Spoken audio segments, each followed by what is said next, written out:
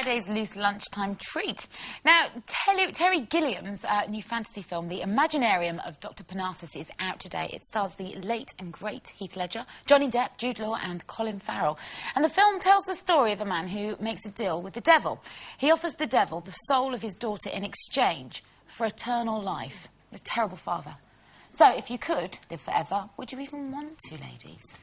I wouldn't, no, because, I don't know, I think I'd be really bored. Really? Yeah, I mean, you know, there's only so many times you go down the pub, you know what I mean? I mean, think of all the travelling you could do, Carol. Yeah, but you would have done it all. You know, the whole point... I'd be bored and I'd probably be broke and I think, you know, miserable. The whole point, I think, of life is death. Because without death, you wouldn't really live your life, would you? Because you would think... oh, I've got loads of time to do everything. I'll do it later, do it here, do it... You know, do you know what I mean? Unless you know you're going to die at some stage, you've got to... And also, you know, you've got to get on with stuff, haven't you? What about your body? How old would your body be? Well, You'd have to stay at a younger age. Yeah. No point staying alive when you're 99 forever, is it? Because you'd never get off with anybody. Exactly. You wouldn't be able to see for a start. No, you'd want all your faculties in place and hopefully, you know... No, it's not a good idea. It's no good. It's no good. You've just got to make the most of the life that you've got and the time that you've got and then say, see ya. I think that I just... No, and I don't think I'd want to because I'm already too... mind-boggled with technology. You know me, I want to go back where the phone was in the hall and it had a little cord like that and everything. And then you went like that with it. I mean, you know, I've had my iPod thing since my birthday last year and it's still not out the box, so I think I would be terrified of all the technology. What I would like to do is to be able to keep popping back just to see how things are. Like do you know a what I friendly mean? ghost. Like a friendly ghost. See how things are doing. And also, I'm not. Obviously, there's no chance. No chance of eternity. Still in the box. Yeah. See, obviously, no chance of eternity here, as we know it. But I'm even scared of eternity there. Yeah, because in case we go to the wrong level. But friends say that I won't go to the horrible level, the murderous level, but I'll go to the naughty but nice level, and that my eternity will be running the under fives creche for eternity. On my own.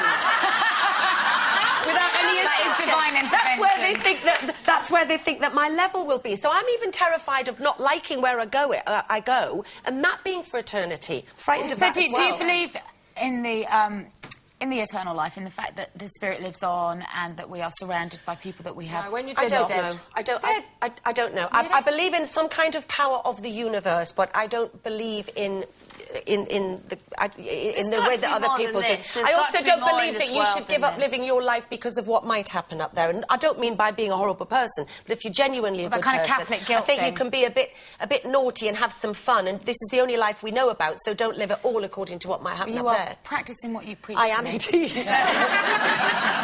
We know that much. You know what? I would have agreed with you until I had Ben. And the idea of leaving this earth and leaving him behind me, just even talking about it now, I could probably quite easily cry. But that's life. I know, but until you have your own child, the idea of leaving them without you to be able to help them in their hours of need or their darkest days, you know. And then I think, OK, so I'll check out when Ben's gone. And then I think, yeah, but what if he's had children? And then, yeah, do you know what? Before you know it, I'm around forever. Yeah. Every telecritic's nightmare. You'd have to keep popping back and seeing what they're doing, you see. That's the trouble. But yeah, I think I'd be with Denise, just kind of flitting back, like a holiday. Holiday. Imagine how loose we'd be if we were around forever. I think there must be more than this. I mean, we can't be arrogant enough to think that these bodies are just it. There must be more, and we go on and on forever and ever. I mean, if you look at animals, I think that's what tells you, doesn't it? You know what I mean? Because you look at the poor Daddy Longlegs. Now, Daddy Longlegs only lives for a day, and we all go, ugh, don't we? You know what I mean? And he's got one chance in life, and we go, ugh. And look, a day, and you've you've done. And look at the ant. I have to tell you, I have an awful confession to make because I had a little robin, and he was in my garden for years. Who, an ant? Robin, with a red breast. Oh, right, OK. And one day, he hopped in and said hello, and I said, come on, let's go and clean the patio. So we go out, unfortunately, put a certain strong detergent on the patio, and boom. So I killed him before his little life And you only had several years. And so, you see, I think you've just got to live your life. Murderer. I know! Oh, honestly. Sherrie, it is domestic hell, isn't it? OK. Well, moving things on to cheerier footings.